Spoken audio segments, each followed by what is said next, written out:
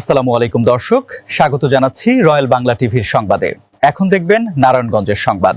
বর্তমান প্রধানমন্ত্রী তারেক রহমান ঘোষিত মাদকের বিরুদ্ধে জিরো টলারেন্স নীতির আলোকে মাদক নিয়ন্ত্রণে কাজ করে যাচ্ছে রূপগঞ্জ থানা পুলিশ। এ কার্যক্রমের অংশ হিসেবে রূপগঞ্জ থানার officer in charge OC AHM Salauddin জানান, মাদক বিক্রেতা, মাদকাসক্ত ও মাদক সংশ্লিষ্ট অপরাধীদের বিরুদ্ধে নিয়মিত অভিযান পরিচালনা করা হচ্ছে। তিনি বলেন, প্রতিদিন গড়ে 7 থেকে 8 জন মাদক সংশ্লিষ্ট অভিযুক্তকে গ্রেফতার করে আইনগত প্রক্রিয়ার মাধ্যমে আদালতে পাঠানো হচ্ছে। পাশাপাশি মাদকের বিস্তার রোধ ও অপরাধ নিয়ন্ত্রণে নিয়মিত অভিযান, নজরদারি এবং অন্যান্য আইনশৃঙ্খলা কার্যক্রম অব্যাহত রয়েছে। রূপগঞ্জ থানা পুলিশের দাবি, মাদকের বিরুদ্ধে চলমান এ অভিযান ভবিষ্যতেও অব্যাহত থাকবে এবং মাদক সংশ্লিষ্ট অপরাধ দমনে কোনো ধরনের ছাড় দেওয়া হবে না। বর্তমান সময়ে মাননীয় প্রধানমন্ত্রীর মাদক বিরোধী জিরো টলারেন্স নীতির অংশ হিসেবে আমরা প্রতিদিন রূপগঞ্জ থানা পুলিশ একাধিক টিমে বিভক্ত হয়ে আমরা মাদকের সাথে জড়িত যারা মাদক ব্যবসায়ী এবং সেবনকারী উভয়ের বিরুদ্ধেই আমরা আমাদের অভিযান পরিচালনা করে থাকি প্রতিনিয়ত।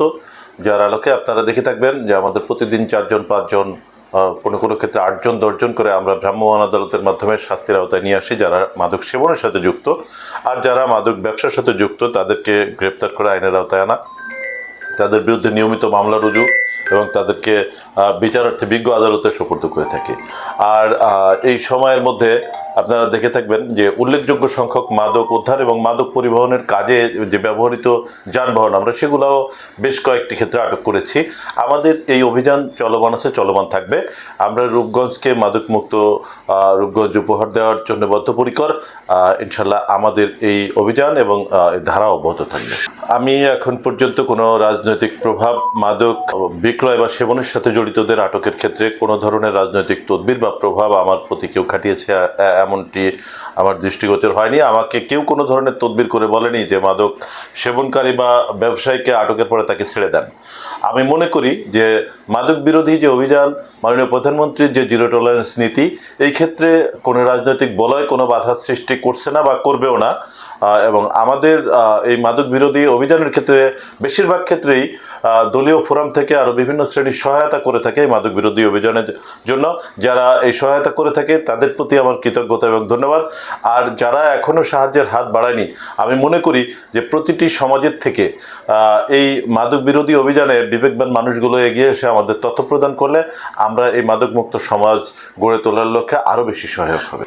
অভিভাবকদের সচেতনতা বৃদ্ধি এটা খুবই দরকার। একজন স্কুল শিক্ষার্থী যারা বিভিন্ন শিক্ষা প্রতিষ্ঠানে লেখাপড়া করে বা অন্য যে পেশাই থাকুক, অভিভাবকগণ খেয়াল রাখতে হবে তাদের সন্তান কোন সময়ে কোথায় যাচ্ছে। যদি অসময়ে মুভমেন্ট থাকে বা অস্বাভাবিক আচরণ থাকে, তাহলে যদি অভিভাবকগণ এটার উপরে নজরদারি করে তাহলে বুঝবে যে তাদের সন্তান হয়তো বিপথে যাওয়া বা অসৎ সঙ্গে তাদের চলাফেরা।